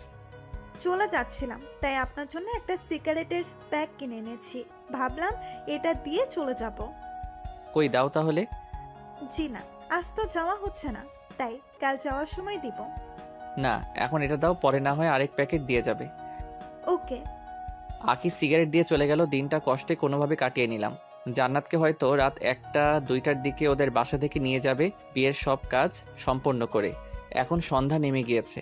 কষ্টটা যেন ধীরে ধীরে বেড়েই চলেছে। আজ সারাদিন আমার রুম থেকে বের হয়নি। জান্নাতকে শেষ একটি বারের জন্য দেখার জন্য মনটা পাগলের মতো ছটফট করছে। তাই দৌড়ে জান্নাতের বাসার দিকে ছুটে গেলাম। দূর থেকে বিয়ে বাড়ির হইচই শুনতে পেলাম। বুকের বাপাসটা কষ্টে যেন অবশ হয়ে যাচ্ছে। আমি আস্তে আস্তে জান্নাতদের বাসায় ঢুকলাম। বাসায় অনেক লোকজন। পরিচিত কাউকে খুঁজে পাচ্ছি না যে জান্নাতের কথা জিজ্ঞেস করব। হঠাৎ জান্নাতের এক মেয়ে ফ্রেন্ডকে দেখতে পেলাম। ওর নাম রূপা। রূপা আমাকে দেখতেই আমার দিকে ছুটে আসলো। হুসাইন ভাইয়া, আপনি এখানে কেন? জান্নাত তো উপরে। জান্নাত উপরে? আচ্ছা, আপনি নাকি মৃত থেকে জীবিত হয়েছেন? কে বলেছে এগুলো? এলাকার সবাই জানে, আমি জানবো না? ও, কিন্তু মৃত মানুষ কখনো জীবিত হয় না। আমার রেসপন্স দুর্বল ছিল, তাই অমনটা হয়েছিল। ও আচ্ছা, এখন বুঝলাম। বাট এই সামান্য কাহিনীকে লোকেরা রচনা করে ফেলেছে। আপনি নাকি কবর থেকে উঠে চলে এসেছেন। আরে এরকম অনেক কিছু বলেছে তারা। ও বাদ দাও। আচ্ছা, আমাকে একটু জান্নাতের কাছে নিয়ে যেতে পারবে? আপনি হলেন জান্নাতের বেস্ট ফ্রেন্ড, আপনাকে আমার নিয়ে যেতে হবে কেন? আপনি তো নিজেই যেতে পারেন। রূপার কথা শুনে জান্নাতের আর আমার সেই আগের মিষ্টি ফ্রেন্ডশিপের কথা মনে পড়ে গিয়েছে। কতই না সুন্দর ছিল সেসব দিনগুলো। এগুলো ভাবতে ভাবতে চোখের কোণে অনেকটা পানি জমে গিয়েছে। আমি রূপাকে বললাম, আচ্ছা তুমি যাও তাহলে। রূপা চলে গেলে আমি উপরে গেলাম। দরজার বাহির থেকে জান্নাতকে দেখতে পেলাম। জান্নাতের দিকে তাকিয়ে চোখ ফেরাতে পারছি না। জান্নাত এমনিতে অনেক সুন্দর, তার মাঝে আজ আবার বিয়ের সাজে। কখনো পরি দেখিনি, তবে পরিদের বিষয়ে যতটুকু শুনেছি তার থেকে জান্নাত কোনো অংশে কম নয়। সেখানে আর বেশিক্ষণ থাকতে পারলাম না। দ্রুত বাসায় চলে আসলাম। নিজের উপর এত রাগ হচ্ছিল বলে বোঝাতে পারবো না। কেন যে সেদিন জান্নাতের ভালোবাসা অবহেলা করেছি। সেদিন জান্নাতকে ফিরিয়ে না দিলে আজ হয়তো আমার এমন দিন দেখতে হতো না। রাগে আমার রুমের জিনিসপত্র ভাঙতে শুরু করে দেই। জিনিসপত্র ভাঙার শব্দ পেয়ে নিচ থেকে আম্মু আপু চলে আসে। আমাকে সান্ত্বনা দিয়ে তারা চলে যায়। আমাকে বলে ঘুম আসতে, তবে ঘুম আসছিল না বলে 3-4টা ঘুমের ওষুধ একবারে খেয়ে ফেলি। এখন আর বিছানায় উঠতে পারিনি। বিছানার নিচে ফ্লোরে ঘুমিয়ে পড়লাম। সকালে ঘুম থেকে উঠে অনুভব করলাম আমি বিছানাতে শুয়ে আছি। আমার কপালে কে যেন চুমু খাচ্ছে। চোখ খুলতেই দেখতে পেলাম জান্নাত আমার পাশে বসে কপালে চুমু দিচ্ছে। নিজের চোখকে যেন বিশ্বাস করতে পারছি না, তাই হালকা করে আমার শরীরে চিমটি কাটলাম, এটা ভেবে যে আমি স্বপ্ন দেখছি না তো। ঘুম থেকে উঠেই চমকে গেলাম। জান্নাতকে আমার পাশে দেখে সত্যি নিজের চোখকে বিশ্বাস করতে পারছি না। আমি জান্নাতকে বললাম, তুই এখানে কি করিস? তোর তো শ্বশুরবাড়ি থাকার কথা। রাখ তো শ্বশুর বাড়ি। সারা রাত এভাবে তোর পাশে বসে বসে তোকে ডাকাডাকি করতেছি, তাও তোর ঘুম ভাঙাতে পারলাম না। পারবি কেমন করে? অনেকগুলো ঘুমের ওষুধ খেয়ে ঘুম দিয়েছি। এই কথা বলা মাত্রই জান্নাত আমার বুকের উপর উঠে বসে আমার গালে মিষ্টি মিষ্টি থাপ্পড় মেরে বলতে থাকে, শয়তান, তুই এগুলো খাইছিস কেন? তোর কাছ থেকেই তো শেখা এগুলি খাওয়া। আমি আগে অবশ্যই খেয়েছি, যার ফলে আমার শরীর স্বাস্থ্য মাঝখানে নষ্ট হয়ে গিয়েছিল। এখন আর খাই না, তাই আবার ঠিক হয়ে গিয়েছে। সেটা তো দেখতেই পারছি, তবে তুই এখানে কেন? তাহলে কোথায় থাকবো? শ্বশুর বাড়ি? হুম। আমার ভালোবাসা এত সস্তা মনে করিস? সস্তা না হলে বিয়ে করতে রাজি হয়েছিলি কেন? আবুর ফ্রেন্ডের ছেলের সাথে আমাকে জোর করে বিয়ে দিতে চেয়েছিল। আমি রাজি হয়েছি বলে আজ এখানে আসতে পেরেছি, না হলে না হলে কি? না হলে আমাকে আটকে রেখে জোর করে বিয়ে দিয়ে দিত। বুঝেছি, তবে আমাকে তো বলতে পারতি এসব কথা। বলবো কেন? তুই যে আমাকে প্রথমে অবহেলা করেছিস সেটা ভুলে গিয়েছি ভেবেছিস? কিচ্ছু ভুলিনি, তাই তোকে একটু শিক্ষা দিলাম। এটা একটু শিক্ষা, আর একটু হলে তো মরেই যেতাম। ভালো। ভালো। তবে তুই এখন আমার বুকের উপর থেকে নেমে অন্য জায়গাতে বস গিয়ে। জি না, আমি তোর বুকের উপরে বসে থাকবো। কি করবি তুই? সত্যি ব্যথা লাগতেছে, রাতে কিছু খাইনি। এমন সময় আঁকি রুমে আসলো, এসে বলল আমাকে আর জান্নাতকে আম্মু নিচে ডাকছে। জান্নাত আমার উপর থেকে উঠে বসে আঁকিকে বলল, তুমি তাহলে আখি? হুম। হুসাইনের মুখে তোমার কথা অনেক শুনেছি, যা শুনেছি তার থেকে কোনো অংশে কম নয়। অনেক সুন্দরী তুমি। কি যে বলেন আপু, আপনার সৌন্দর্যের মাঝে সকল সৌন্দর্য হার মেনে যাবে। আমি এতটাও সুন্দর না। আমি হুসাইনের কাছ থেকে শুনেছি তুমি নাকি হুসাইনকে লাইক করো। আঁকি চুপ করে রইলে জান্নাত বলল, তোমাকে হুসাইনের থেকে ভালো একটা ছেলে এনে দিব। আর হুসাইন কিন্তু বেশি একটা ভালো না, ওকে আমি খুব ভালোভাবেই চিনি। তবে মন থেকে ভালোবেসে ফেলেছি, কি আর করার, তাই ছুটে চলে আসলাম। ভালোই হয়েছে, আপনাকে ছাড়া উনি অনেক কষ্টে ছিল। আপনি আসাতে ওনার মুখে হাসি ফুটেছে দেখছি। আচ্ছা আমি নিচে গেলাম, আপনারা তাড়াতাড়ি করে নিচে আইসেন। ওকে যাও, আসছি। আমি আর জান্নাত নিচে গেলাম। জান্নাত আম্মুর পায়ে সালাম করলো। আম্মু জান্নাতকে বলল, তুমি এখানে এসেছো, এটা তোমার বাসায় কি জানে? না, কেউ জানে না। তাহলে তো তাদের ফোন দিয়ে জানাতে হবে, তা না হলে তারা তো চিন্তা থাকবে। না, ফোন দিয়েন না। ফোন দিলে এসে আমাকে নিয়ে যাবে। সমস্যা নেই, এসেছো যখন নিয়ে যেতে পারবে না?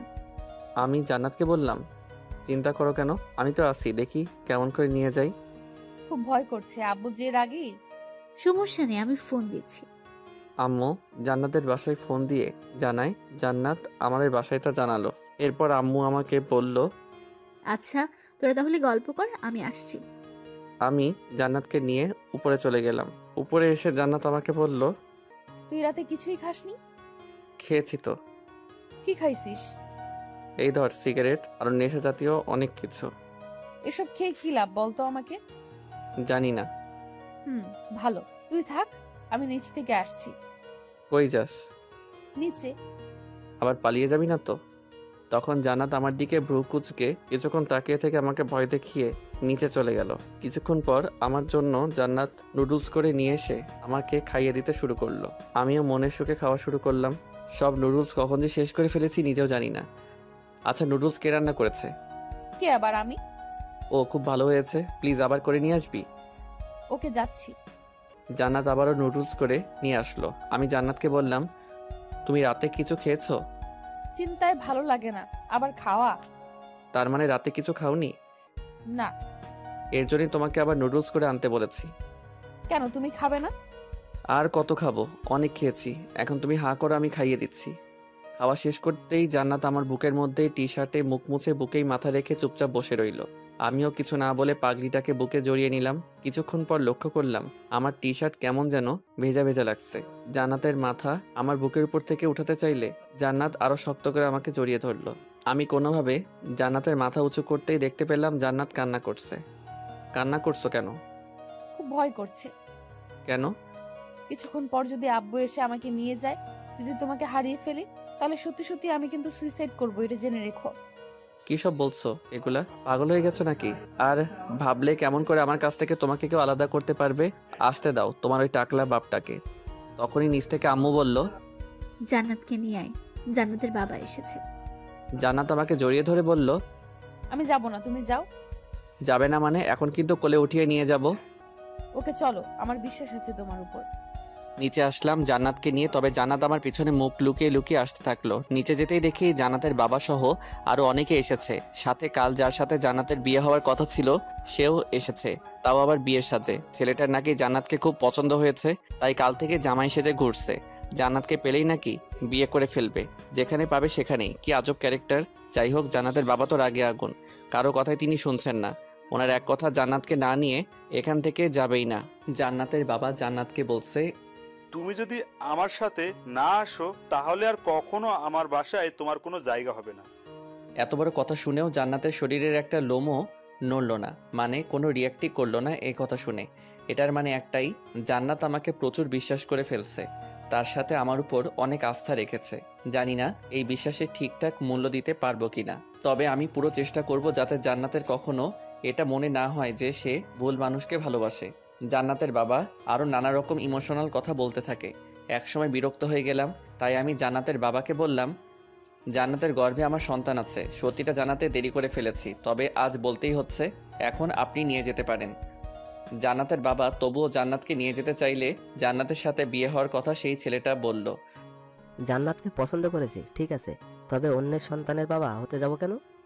তবে যাওয়ার আগে আমাকে বুকে জড়িয়ে নিয়ে বলল, বড় ভাই অনেক বড় ধোকা থেকে বাঁচিয়ে দিলে, অনেক অনেক ধন্যবাদ। ছেলেটা চলে গেলে জান্নাতের বাবা জান্নাতকে বলল, হুসাইন এ কথা কি সত্যি? হুম। এরপর জান্নাতের বাবা আর কোনো কথা না বলে আমাদের বাসা থেকে চলে যায়। বাবা চলে যাওয়ার সাথে সাথে জান্নাত আমাকে শক্ত করে জড়িয়ে ধরল। বুঝতে পেরেছি জান্নাত এতক্ষণ অনেক ভয়ে ভয়ে ছিল। আম্মু আব্বু আমাদের বিয়ে আজকেই করিয়ে দিবে, হালকা অনুষ্ঠান করে বড় করে অনুষ্ঠান করবে। কিছুদিন পর জান্নাতের বাবার রাগটা মিটে গেলে এখন শুধু জান্নাতের পক্ষ থেকে জান্নাতের আম্মুই আসবে, আর কেউ না। বিয়েটা অবশেষে করেই ফেললাম। আমার সাথে চোখ রাঙিয়ে কথা বলা সেই জান্নাত বিয়ের পর এখন আমার দিকে তাকাতেই লজ্জায় লাল হয়ে যাচ্ছে। সারাটা দিন অনেক ধকল গিয়েছে, সিগারেট খাওয়ার টাইম পাইনি। বিয়ের কাজ শেষ হওয়ার পর আমি একটু ফ্রি হতে পেরেছি, তাই সুযোগটা মিস করলাম না। সিগারেটের প্যাক নিয়ে দৌড়ে ছাদে চলে গেলাম। পকেট থেকে সিগারেট বের করতে যাব, এমন সময় দেখি ছাদে আমার কিছু আত্মীয় স্বজন সন্ধ্যার হাওয়া খাচ্ছে। তারা আমাকে দেখলেই ডাক দিয়ে নানা রকম প্রশ্ন করবে, কারণ সারাদিন আমাকে খুঁজে পাইনি। তাই শব্দ ছাড়া আবার নিচে চলে আসলাম। এখন সিগারেট খাবো কোথায়, এই নিয়ে পড়ে গেলাম মহাচিন্তায়। নিচে অনেক লোক, তাই ভাবলাম বাসার বাহিরে গিয়ে সিগারেট খেয়ে আসবো। তাই নিচে এসে সবার চোখের আড়ালে আড়ালে গেটের সামনে আসলাম। চোখ বুজে বাহিরের দিকে দৌড় লাগাবো, এমন সময় পিছন থেকে কে যেন আমার হাত টেনে ধরেছে। পিছন ফিরে দেখি পাশের বাসার বুড়া দাদা। কি হয়েছে দাদা, কিছু বলবেন? দাদা বুড়া মানুষ, তাই একটা কথা বলতে সময় নেয় 3-4 মিনিট। এমনিতে সিগারেটের প্যারা, আবার কি এক জ্বালাতন রে বাবা। আমি আবারও বললাম, কি কিছু বলবেন? মেয়ে পছন্দ হয়েছে? প্রেম করে বিয়ে করেছি জানো না। ও, পেরাম কইরা বিয়া করছো? আচ্ছা এখন আমি আসি। আমি চলে যেতে চাইলে উনি আমার হাত আরো শক্ত করে চেপে ধরলো। কি যেন বলবে মনে হচ্ছে, কিন্তু ওনার একটা কথা বলতেই 2 মিনিট লাগে। 2 মিনিট পর দাদা, কোথায় যাও? একটু বাইরে যাচ্ছি। দাদা আমার হাত ছাড়ছেই না, তবে এখন আমি সিগারেট না খেয়ে থাকতেই পারছি না। তাই আমার আশেপাশে ঘুরতে থাকা কিছু আত্মীয় স্বজনকে ডাক দিলাম। কি হয়েছে হুসাইন? দাদা বলেছে যে ওনাকে নাকি ঠিকমতো কেউ আদর যত্ন করেনি। আমার একটু বাহিরে কাজ আছে, আপনারা দাদাকে ঠিকঠাক যত্নার্থী করে নিয়ে আসেন। ওনারা দাদাকে বলল, কি দাদা, লজ্জা পাওয়ার কি আছে, আসেন আমাদের সাথে। এই বলে দাদাকে ওনারা নিয়ে গেল। যাক বাবা, বাঁচা গেল। এইভাবে গেটের বাহিরে পা দিব, এমন সময় পিছন থেকে আপু বলল, কই যাস হুসাইন? এই তো একটু বাহির থেকে ঘুরে আসি। কোথাও যেতে হবে না, জান্নাত রুমে একা বসে আছে, রুমে আয়। কি আর করার, সিগারেটের অসমাপ্ত প্যারা নিয়ে রুমে প্রবেশ করলাম। রুমে গিয়ে দেখতে পেলাম জান্নাত বিছানাতে বসে আছে। আমাকে দেখেই বলে উঠল, কই গিয়েছিলে? এই তো একটু বাহিরেই। কেন? এমনি। এমনি না, নিশ্চয়ই সিগারেট খেতে গিয়েছো। ও, বুঝে ফেলেছো তাহলে। হুম। আমি তখন চুপ করে বিছানায় বসলাম। জান্নাতের কানের কাছে মুখ নিয়ে বললাম, আচ্ছা সোনা, একটা সিগারেট খেতে পারি? এত সুন্দর করে যখন ডাক দিয়েছো, তাহলে এক কাজ করো। কি কাজ? জাস্ট একটা সিগারেট খাবে, তারপর গোসল করে আমার কাছে আসবে। কেন, সিগারেট খেলে গোসল করতে হয় নাকি? হবে, কারণ সিগারেটের ঘ্রাণ আমার একদম সহ্য হয় না। কি আর করার, সিগারেট খেয়ে গোসল করে আসলাম। জান্নাত আমাকে চমকে দিয়ে বলে উঠল, হুসাইন, আমার বাবু লাগবে। মানে আমরা বাবু নেব। বাসরাত শুরুই করলাম না, বাচ্চার কথা বলছো কেন? তাহলে তুমি বাবাকে যে বললে আমার গর্ভে নাকি তোমার বাচ্চা। বলেছি, বিপদে পড়ে। তাহলে এখন আমি নিব, কারণ মা হওয়ার ইচ্ছে জেগেছে মনে। তুমি নিজেই তো বাচ্চা। এত কিছু জানি না, আমার লাগবে তো লাগবেই। বাসরাতে পাগলিটার কথা শুনে খুব হাসি পাচ্ছিল। যাই হোক, বিয়ে যখন করেছি বাসরাত তো করতেই হবে। আমি লাইট অফ করে জান্নাতের কাছে যেতেই জান্নাত আমাকে জড়িয়ে ধরলো। আমি জান্নাতের কপালে, গালে, ঠোঁটে কিস করতে থাকি। সেদিন জান্নাতের ঠোঁট নরম চকলেট ভেবে কামড় দিয়ে একটু ছিঁড়েই ফেলেছি। জান্নাত ব্যথায় চিৎকার করাতে বুঝতে পারলাম এটা কোনো চকলেট না, এটা জান্নাতের ঠোঁট। আরও অনেক কিছুই হলো, হাজব্যান্ড ওয়াইফের মাঝে যা হয় আর কি। অনেক রাত পর্যন্ত গল্প করে শেষ রাতের দিকে ঘুমিয়ে পড়ি। সকালে ঘুম থেকে উঠে দেখি জান্নাত পাশে নেই। এত সকাল সকাল কই যাবে? ঠিক তখনই আমার ফোনে একটা ফোন আসলো। রিসিভ করতেই ওপাশ থেকে বলে উঠলো, কি মিস্টার হুসাইন, ঘুম কেমন হলো? জান্নাতকে খুঁজে পাচ্ছ না তো, তাই না? জান্নাতকে পাবেও না। বড় ঝড় আসার আগ মুহূর্তে কিন্তু সবকিছু ঠান্ডা হয়ে যায়। কাল তোমাদের বাসা থেকে ঠান্ডা ভাবে চলে এসেছি আজকের এই দিনটার জন্য। তুমি আমাকে চিনো না হুসাইন। যাই হোক, পারলে জান্নাতকে খুঁজে নিও। Good bye, see you. এই বলে ফোন রেখে দিল। আমাকে কথা বলার কোনো সুযোগই দিল না। বিয়ের পর দিন বউ গায়েব। বিষয়টা ভেবেই কেমন যেন শরীরের লোমগুলো দাঁড়িয়ে যাচ্ছে। আমি দৌড়ে নিচে গেলাম, আম্মুকে বললাম, আম্মু জান্নাত কোথায়? জান্নাত তোর বাবার সাথে বাইরে গেছে। উফ, মা যেতে দিলে কেন? জান্নাতের বাবা তো আজকে ঠান্ডাভাবে বলল যে বিয়ে তো হয়ে গেছে, যাই হোক এখন আমার কোনো রাগ নেই, তবে জান্নাতের দাদু জান্নাতকে দেখতে চাচ্ছে, তাই জান্নাতকে কিছুক্ষণের জন্য আমাদের বাসায় নিয়ে যাব। সমস্যা নেই, কিছুক্ষণ পরেই আবার দিয়ে যাব। আমাকে না বলে কেন গেল?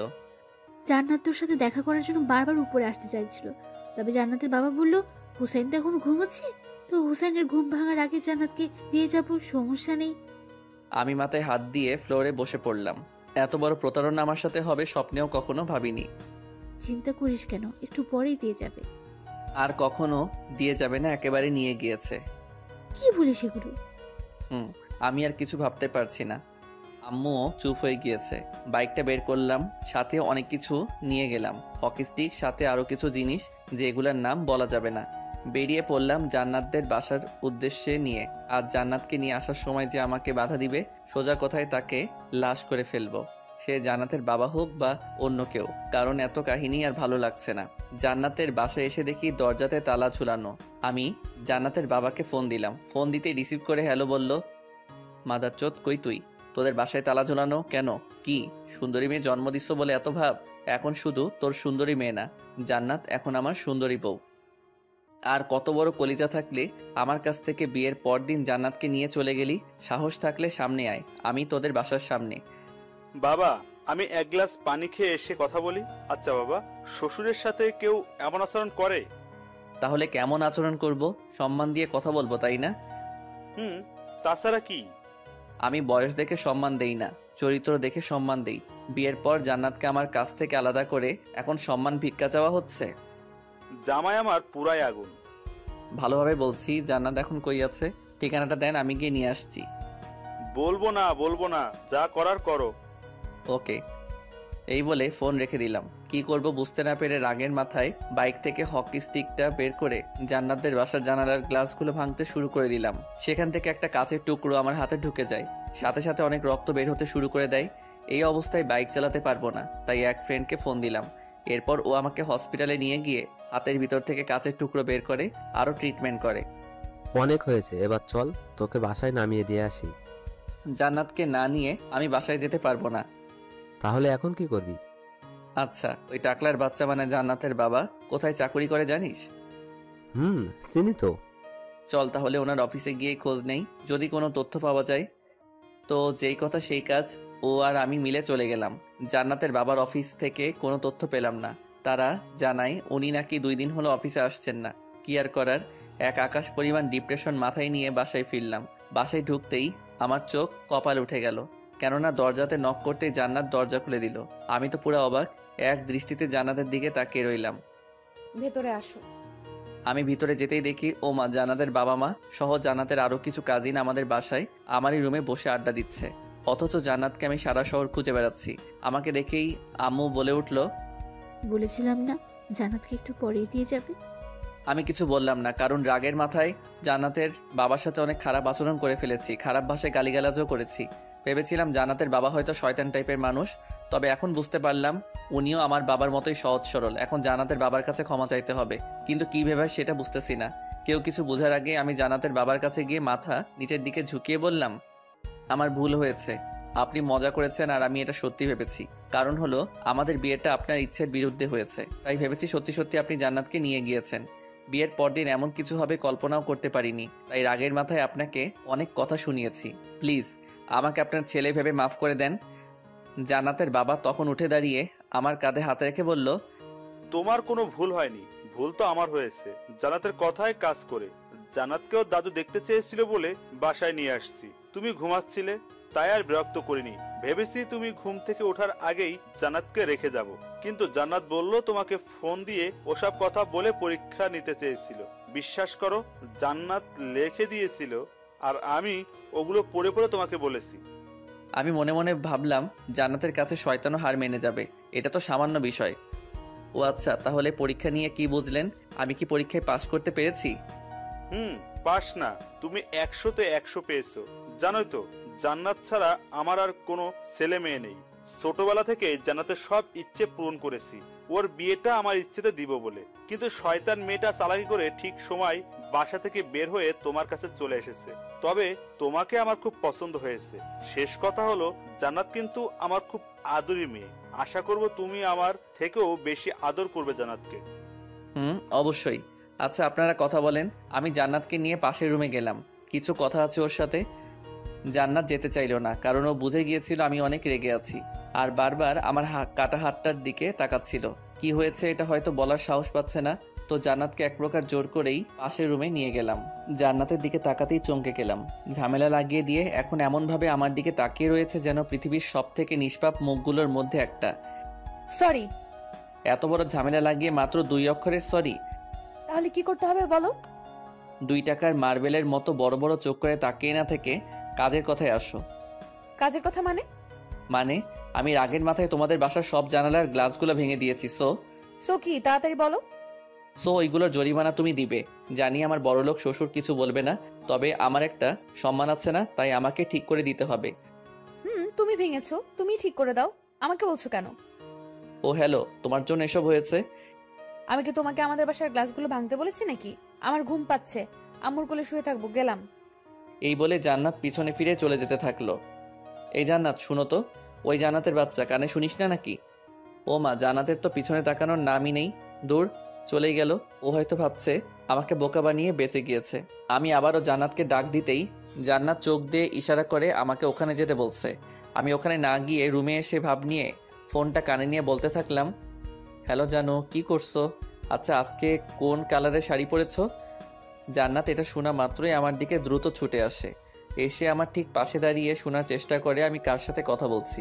তখনই আমি রুমের মধ্যেই পায়চারি শুরু করে দিই। জান্নাত আমার পিছু পিছু ঘুরঘুর করতে থাকে। হঠাৎ করেই আমার হাত থেকে ফোন কেড়ে নিয়ে দেখে কেউ ফোন দেয়নি, শুধু শুধু ভাব নিচ্ছি। তখন জান্নাত আমার দিকে ভ্রু কুঁচকে তাকালো। আমি জান্নাতকে জড়িয়ে ধরে বিছানায় শুইয়ে দিলাম। তোমার নাকি ঘুম পাচ্ছে, তো এবার ঘুমাও। তোমার কাহিনী দেখে ঘুম চলে গিয়েছে। বলতে ভুলে গিয়েছি, জান্নাতের নাকটা অনেক সুন্দর লাগে আমার কাছে, কারণ ওর যখন রাগ উঠে তখন নাকটা ফুলে যায়, মনে হয় এখনই ফেটে যাবে। জান্নাতের নাক হাত দিয়ে চেপে ধরে ওর ঠোঁটে কামড় বসিয়ে দিলাম। একটু পর জান্নাত শ্বাস নিতে পারছে না বলে আমার পিঠে চড় মারতে থাকে। তখন আমি ছেড়ে দিলাম। জান্নাত হাঁপাতে হাঁপাতে বলল, আমার আমার আমার শ্বাস আটকে মেরে ফেলতে চাও নাকি? একদমই না। তাহলে এমন করলে কেন? সকালে তুমি আমাকে ঠিক এমনভাবে মেরে ফেলতে চেয়েছিলে। কি বলো এসব? আচ্ছা, কেমন করে? অক্সিজেন ছাড়া মানুষ কি বাঁচতে পারে? না। তুমি সকালে আমার কাছ থেকে দূরে চলে গিয়ে তোমার বাবাকে দিয়ে যখন ওই সব কিছু বলিয়েছ, বিশ্বাস করো তখন আমার শ্বাস নিতে খুব কষ্ট হচ্ছিল, কারণ তুমি আমার অক্সিজেন। এই কথা বলার সাথে সাথে ধপাস করে জান্নাত আমাকে বুকে জড়িয়ে শক্ত করে ধরে চেপে ধরে বলল, সরি, আর কখনো এমন করব না, প্রমিস। ভালো। আচ্ছা, এক কাজ করো। কি কাজ? আবারও আগের মতো আমার ঠোঁটে কামড় দিয়ে শ্বাস আটকে মেরে ফেলো। আবারও কিস খাওয়ার ধান্দা? খুব চালাক, তাই না? কিন্তু আগের বার শুধু উদাহরণ দিতে কিস করেছি, সো আর দিতে পারবো না। এখন কিস দিবি না? ওই তুই করে বলবি না? কি করবি তুই? 101 বার বলবো তুই তুই তুই। মাত্র 4 বার হয়েছে, আরো 97 বার বল। এমন সময় পাশের রুম থেকে জান্নাতের বাবার ডাক শুনতে পেলাম। আজকে তাহলে আমরা আসি, কিছুদিন পর তোমাদের বিয়ের জন্য বড় করে অনুষ্ঠান পালন করব। ওকে। তবে অনেক চিন্তা হচ্ছিল, কারণ তারা তো বাসায় যেতেই দেখতে পারবে তাদের বাসার জানালার সব গ্লাস ভাঙা। সে যাই হোক, পরে দেখা যাবে। এর আগে এক ফ্রেন্ড কিছুক্ষণ আগে ফোন দিয়ে আমাকে বাইক নিয়ে যেতে বলল, বিপদে পড়ছে বলল, তাই বাইক নিয়ে বেরিয়ে পড়লাম। ফ্রেন্ড তৌফিকের কাছে যেতেই তৌফিক বলল আজকে নাকি ওর জিএফ এর বার্থডে, তাই আমাকে সাথে নিয়ে জিএফ এর সাথে দেখা করতে যাবে। আমি আর তৌফিক গেলাম। যেতেই দেখতে পেলাম তৌফিকের জিএফ সহ আরও অনেক মেয়ের উপস্থিতি। আমি তৌফিককে বললাম, তুই দেখা কর, আমি এখানেই বাইকেই বসে থাকি। কিন্তু তৌফিক আমাকে নিয়েই গেল। দেখা করার এক পর্যায়ে তৌফিকের দরকারি একটা ফোন আসে, তাই তৌফিক তাড়াহুড়ো করে সেখান থেকে চলে যায়। যাওয়ার আগে আমাকে বলল যে ওর জিএফকে বাসায় নামিয়ে দিয়ে আসতে। আমি তৌফিকের জিএফকে বললাম, আপনি নিশ্চয়ই আমার সাথে যাবেন না, তাহলে আমি আসছি, আপনি এখান থেকে সোজা চলে যান। জি না, আপনি আমাকে নামিয়ে দিয়ে আসবেন। তো কি আর করার। তবে রাস্তায় উনি বলল ওনার এক ফ্রেন্ড নাকি আমাকে পছন্দ করেছে। পছন্দ করতেই পারে, এতে এমন কি হয়েছে? যদি বলি ভালোবাসে। বিয়ে করেছি এটা তৌফিক আপনাকে বলেনি? জানি, তাই কি হয়েছে? বউ থাকবে ঘরে আর গার্লফ্রেন্ড থাকবে বাইরে, সিম্পল।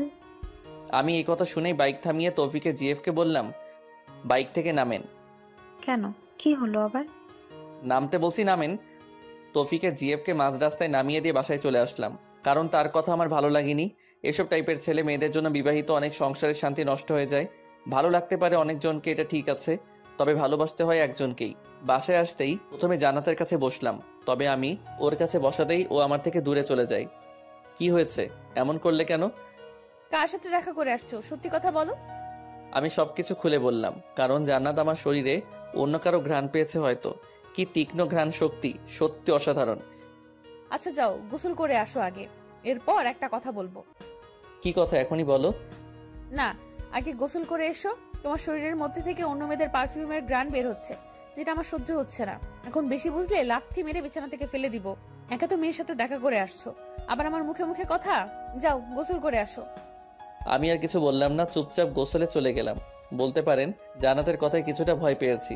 জান্নাত মেয়ে হলে কি হবে, ওর কিল ঘুষি লাথির যে একটা হিট আমি আগেও ফ্রেন্ড থাকাকালীন খেয়েছি, এখনো মনে পড়ে সেই কথা। তাই আর কথা না বাড়িয়ে গোসলে চলে গেলাম। গোসল করে বের হতে দেখি জান্নাত আমার জন্য তোয়ালে নিয়ে দাঁড়িয়ে রয়েছে। আমি তোয়ালে দিয়ে ঘা না মুছে জান্নাতের শাড়ির আঁচল দিয়ে গা মোছা শুরু করে দিলাম। এই কি করছো, ভিজে যাচ্ছি তো। আচ্ছা দাঁড়াও, আমি মুছে দিচ্ছি। ফ্রেশ হয়ে একটা সিগারেট জ্বালিয়ে খাওয়া শুরু করলাম।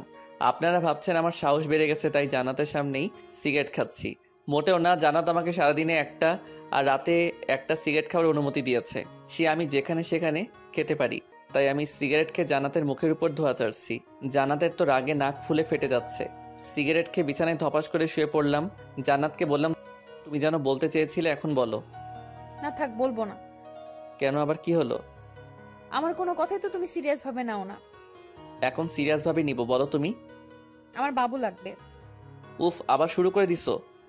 কেন? ওকে, সব হবে, আগে আমাদের বিয়ের অনুষ্ঠানটা শেষ হোক। আমার এটা ভেবে খুশি খুশি লাগতেছে যে জান্নাতকে 2বার বিয়ে সাজে দেখব। বাপরে বাপ, জান্নাত বউ সাজলে যা লাগে, কোনো প্রকার নেশা ছাড়াই মাতাল মাতাল লাগে। আচ্ছা তুমি কি কখনো ভাবছো আমি তোমার বউ হব? তোর স্বভাব তো ছেলেদের মতো ছিল, তাই কখনো বউ কি তুই যে জিএফ হবি এটাও কখনো ভাবিনি। শয়তান কোথাকার, আমার স্বভাব ছেলেদের মতো কখন ছিল? ছেলেদের মতো হাতা কুচিয়ে শার্ট পরতি, টি শার্ট সাথে প্যান্টও পরতি। আরো কিছু বলবো? না থাকার কিছু বলতে হবে না। কেন হবে না, বলি না। আচ্ছা এখন তো তোর বউ, আর অন্য সব মেয়েদের মতো সবসময় শাড়ি পরি, আর সংসারীও হয়ে গেছি, বুঝিস না? সব ঠিক আছে, তবে আবার সংসারই কবে হলে? আমি নিজেই তো সংসার কি জিনিস বুঝি না। তোর বুঝতেও হবে না। এখন নিচে যে আম্মুর কাজে সাহায্য করো, না হয় আমার সাথে চুপচাপ শুয়ে থাকো, দুষ্টামি করতে পারবা না। আম্মুর কাজ শেষ করেই আসছি, এখন তোমার সাথে ঘুমাবো। জান্নাত আমার পাশে শুয়ে আমার উপরে ওর পা তুলে দিল। আমি কিছু বললাম না, কারণ রাতে তো ওর উপরেই আমি শুয়ে থাকি, ও তো জাস্ট পা তুলে দিছে। আমি ঘুমিয়ে পড়লাম। তবে কিছুক্ষণ পর লক্ষ্য করলাম, ও মা, জান্নাতের পুরা বডি আমার উপরে দিয়ে আমার বুকে মাথা রেখে মজা করে ঘুমাচ্ছে। ভালোই লাগছিল, একটু চিকনা মেয়ে তো, তাই মনে হচ্ছিল না কেউ আমার উপরে আছে। তো দেখতে দেখতে মাঝে কিছুদিন চলে যায়। কাল আমাদের বিয়ের অনুষ্ঠান, কিন্তু এখনো পর্যন্ত জান্নাতকে কোনো শপিং করে দেইনি। জান্নাতও কখনো বলেনি। আমি জান্নাতকে বললাম, চলো তোমাকে শপিং করিয়ে দিয়ে বাসায় দিয়ে আসি, কাল আমি যেয়ে সেখান থেকে তোমাকে নিয়ে আসবো। শপিং করা লাগবে না, আমার অনেক কাপড় আছে। তো কি হয়েছে, চলো তো। জান্নাতকে নিয়ে শপিং করতে গেলাম, তবে জান্নাতের কোনো কাপড় পছন্দ হচ্ছিল না। আমি জান্নাতের জন্য কিছু শপিং করেছি আমার নিজের পছন্দের, কিছু বলতে অনেকগুলা, কারণ যা দেখি সব ভালো লাগে। সব কাপড় এই জান্নাতকে সুন্দর দেখায়। জান্নাত আমার জন্য কিছু জিনিস নিয়েছে, তবে ও ওর নিজের জন্য কিছুই নেয়নি। ও আমাকে বলে ওর নাকি কিছুই পছন্দ হচ্ছে না। আমি ওর জন্য যেগুলো কিনেছি ওগুলো ছাড়া। সেদিনের মতো শপিং শেষ করে জান্নাতকে তার বাড়িতে রেখে আসলাম। রেখে আসার সময় জান্নাত অনেক কান্না করছিল। বলে কিনা আমার সাথে থাকতে থাকতে আমার প্রতি আসক্ত হয়ে গিয়েছে। আমাকে ছাড়া এক রাত থাকা নাকি জান্নাতের কাছে 1 মাসের সমতুল্য। জান্নাতকে অনেক বুঝিয়ে রেখে আসলাম, তবে ওর শর্ত ছিল সারা রাত আমার সাথে ফোনে কথা বলবে। বাসায় এসে ভাবলাম জীবনে অনেক বিয়ে দেখেছি যারা বিয়ের সময় বউকে প্রাইভেট কারে এমনভাবে নিয়ে আসে যেন কিডন্যাপ করে নিয়ে আসছে। তবে আমার চিন্তাভাবনা অন্যরকম। বউকে নিয়ে আসবো বাইকে করে, বউয়ের থাকবে খোলা চুল যাতে আমি বাইক চালাতে সময় তার চুল বাসাতে উড়ে উড়ে আমার মুখে হালকা করে আসতে পড়ে। হ্যাঁ, প্রাইভেট কার থাকবে ঠিক আছে, তবে আমার বাইকের পিছনে। জান্নাতদের বাসায় আমি বাইক নিয়ে ঢুকলাম। আমার ফ্যাশন দেখে সেখানে থাকা মেয়েগুলো হা করে তাকিয়ে রইল। আমার পিছন পিছন অনেকগুলো প্রাইভেট কার ঢুকলো, সবগুলো সাদা গাড়ি। আব্বুকে বলেছিলাম গাড়ি যেন সব এক রঙের হয়। এমন সময় দেখতে পেলাম জান্নাত দৌড়ে আমার দিকেই আসছে। এসে সবাইকে চমকে দিয়ে আমাকে জড়িয়ে ধরলো। এই কি করছো, ছাড়ো প্লিজ, সবাই দেখছে তো। দেখো কিংসুটেরা, তো আমার কি? তুমি কাল রাতে কথা বলতে বলতে ঘুমিয়ে পড়েছিলে, তাই সারা রাত ঘুমাতে পারিনি। সারাক্ষণ শুধু তোমার কথাই ভেবেছি। সরি। বিয়ের অনুষ্ঠান ভালোভাবে সম্পন্ন হলো। সো আমার ছোটবেলা থেকে যে ইচ্ছেটা ছিল বউকে বাইকে করে নিয়ে আসবো, আজ সেটা সফল হলো। জান্নাতকে বউ হিসেবে পেয়ে সত্যি আমি অনেক খুশি। তবে জান্নাত আমাকে পেয়ে আমার থেকেও বেশি খুশি হয়েছে। কিছুদিন পর হয়তো জান্নাতের একমাত্র আবদার রাখতে জান্নাতকে বাবু উপহার দিতে হবে। জান্নাত আমার কাছে এই আবদারটা ছাড়া আর কিছুই চাইনি, তাই যত তাড়াতাড়ি সম্ভব এটা পূরণ করব। জান্নাত আমার বেস্ট ফ্রেন্ড থেকে এখন আমার বউ। ইচ্ছে আছে এভাবেই জান্নাতকে ভালোবেসে আগলে রাখবো সারা জীবন। এই যে বন্ধুরা, শুনছো? নতুন নতুন রোমান্টিক ভালোবাসার গল্প পেতে ও শুনতে চাইলে আমাদের আমিনুল লাভ স্টোরি চ্যানেলটি সাবস্ক্রাইব করে বেল বাটনটি অন করে দিও। লাইক কমেন্ট করতে মোটেও ভুলবে না কিন্তু। ধন্যবাদ সবাইকে।